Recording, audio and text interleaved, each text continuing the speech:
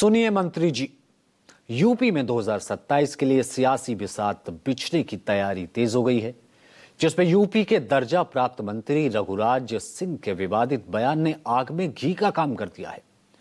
रघुराज सिंह ने अलीगढ़ मुस्लिम यूनिवर्सिटी और मस्जिद मदरसों पर ऐसा भड़काऊ बयान दिया कि जिसने सियासी तूफान खड़ा कर दिया। देखिए मदरसे, मस्जिद और एएमयू, रघुराज सिंह आखिर क्यों हुए बेकाबू।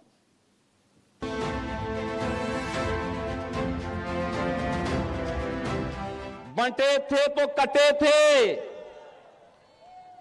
बटेंगे नहीं तो कटेंगे नहीं, एक रहेंगे तो सेफ भी रहेंगे। उत्तर प्रदेश में दंगा कराने का काम किसी ने किया तो भारतीय जनता पार्टी के नेता उसमें शामिल थे। बिहार के बाद अब यूपी में 2027 के लिए सियासी चौसर बिछ गई।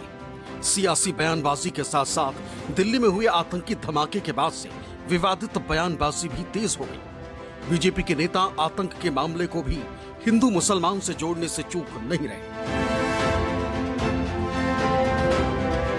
यूपी में दर्जा प्राप्त राज्य मंत्री ठाकुर रघुराज सिंह ने विवादित बयान दिया है। रघुराज सिंह ने मदरसे, मस्जिद और एएमयू पर गंभीर आरोप लगाए। कुछ भी हो जाए, कितने भी पढ़े लिखे हो जाएं, इनकी सोच आतंकवाद। ठाकुर रघुराज ने कहा कि एएमयू आतंकवादियों का अड्डा है और इसकी जांच होनी चाहिए। उन्होंने दावा किया कि जितने भी आतंकवादी निकलते हैं वो मदरसे और मस्जिद से ही निकलते हैं, इसलिए इन संस्थानों को बंद किया जाना चाहिए। रघुराज सिंह ने फारूक अब्दुल्ला पर भी आतंकवाद को बढ़ावा देने का आरोप लगाया। जितने भी आतंकवादी निकले हैं आज तक भी मदरसों से या फिर मस्जिद से, इसलिए ये मदरसे और मस्जिद दोनों ही तत्काल बंद देश में कर देने चाहिए, जिससे कि आतंकवादियों का सांप के फन की तरह सिर कुचल दिया जाए। क्योंकि ये किसी भी भारत के किसी भी मौलवी ने, किसी भी मुल्ला ने उसका विरोध अभी तक नहीं किया। तो ये सबसे बड़ा, ये सब लोग इनके साथी हैं और जितना पढ़ा लिखा मुसलमान है उतना ही बड़ा आतंकवादी है। आप देख रहे हैं ओसामा बिन लादेन एमटेक था, बीटेक था, उसके बाद उसने अमेरिका पे अटैक किया। तो इसलिए ये जितने एमडी हो जाएं या कुछ भी हो जाएं, कितने भी पढ़े लिखे हो जाएं, इनकी सोच आतंकवादी है, क्योंकि दैत्यों के वंशज हैं। फारूक अब्दुल्ला के टाइम पे ही आतंकवादी पनपे थे, पल्लवित पोषित हुए थे। फारूक अब्दुल्ला खुद आतंकवादियों का समर्थक हैं। फारूक अब्दुल्ला को तो सही बता रहा हूं, इस देश का कानून थोड़ा लचर नहीं तो फांसी दे देना चाहिए। वो तो फांसी से नीचे उसका होना ही नहीं चाहिए, क्योंकि फारूक अब्दुल्ला ने इस जम्मू कश्मीर को लूटा है।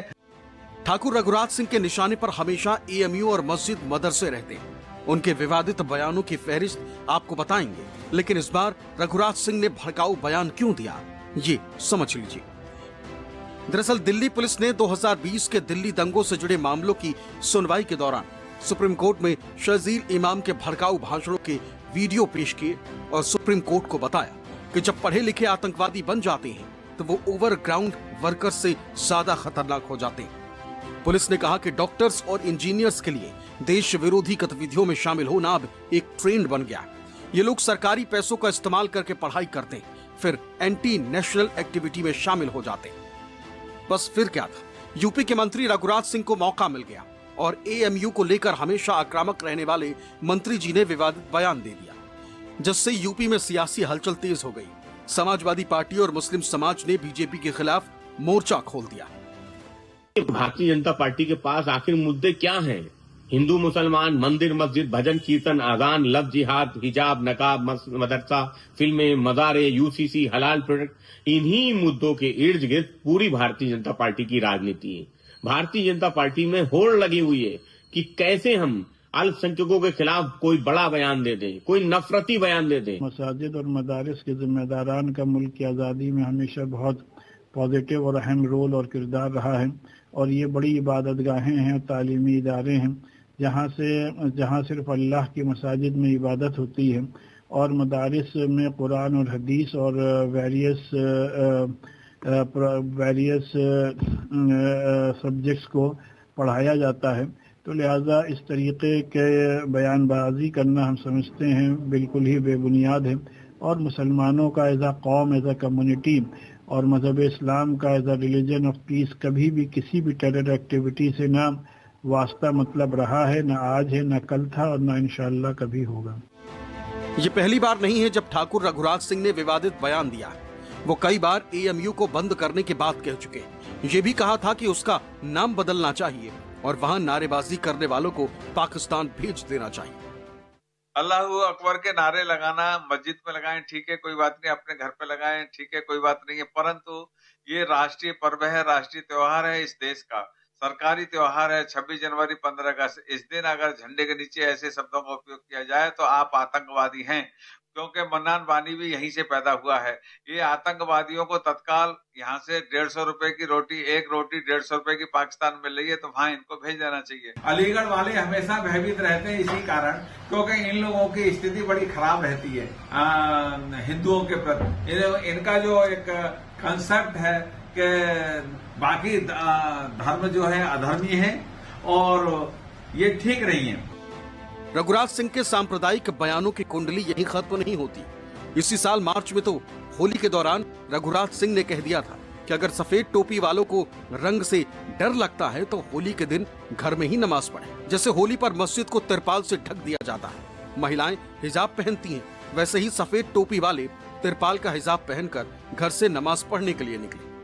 कुछ लोगों को ऑब्जेक्शन है, वह लोग जैसे महिलाएं इनका हिजाब पहनती है तो मैं उनसे निवेदन करूंगा त्रिपाल का, जैसे मस्जिद को भी त्रिपाल से ढकते हैं, तो त्रिपाल का हिजाब बना लें और उससे वो लोग जा आ सकते हैं, तो उसमें परेशानी नहीं होगी और उनको आसानी से अपनी नमाज अदा भी हो जाएगी। और देखिए, अब रंग के लिए किसी से हम ये नहीं कह सकते कि 5 मीटर तक ही रंग डालना है, 18 मीटर में रंग नहीं डालना, ऐसा हो नहीं सकता, क्योंकि होली सनातन धर्म की बहुसंख्यक की आस्था का विषय है।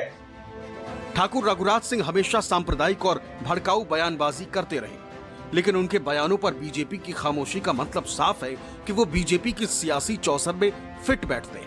यूपी में साल 2027 में विधानसभा चुनाव भी होने वाले और जिस तरह बिहार में मुस्लिम वोटों का बंटवारा हुआ है और एनडीए को जीत मिली है, उससे माना जा रहा है कि यूपी में ऐसे विवादित बयानों की आड़ में 2027 का रास्ता तैयार किया जा सकता है। फिलहाल मंत्री के बयान से सियासी भूचाल मचा है, जो आने वाले दिनों में और तेज हो सकता है। लखनऊ से मानस श्रीवास्तव की रिपोर्ट, न्यूज़ 24। दिल्ली में जो ब्लास्ट हुआ और व्हाइट कॉलर घेरे में आया, जितनी भी निंदा और गलत कहा जाए उतना कम है। ऐसे गुनाहों की मौत के सिवा कुछ कम सजा नहीं होनी चाहिए। चुन चुन कर मारना चाहिए, लेकिन इस पर राजनीति करना ना तो देश के लिए और ना ही देशवासियों के लिए बेहतर होगा। अब ऐसे में बीजेपी विधायक का एएमयू को लेकर बयान 27 के लिए यूपी की फिजा को अभी से ही ध्रुवीकरण करने की तरफ इशारा करता है। इस मामले को आम मुसलमानों से जोड़ना और एएमयू तक ले जाना राजनीति की तरफ इशारा करता है। एक अनडेटेड वीडियो है जिसमें जो दिल्ली ब्लास्ट का एक्यूज है, वो अपने इस वीडियो में कह रहा है कि ये सुसाइड बॉम्बिंग मार्टियरडम, अंग्रेजी का लफ्ज माने शहीद का दर्जा मिलता है, और दूसरा उसने कहा कि मिसअंडरस्टूड, गलत फहमी। हमारा मानना ये है कि ये जुर्म है, कानूनन सबसे बड़ा संगीन जुर्म है। देश के कानून के खिलाफ किसी की जान लेना, ये दहशतगर्दी की बेहतरीन मिसाल है, इनकी हैवानियत की मिसाल है, और ये कोई शहादत नहीं है, ना इसमें कोई गलत फहमी है।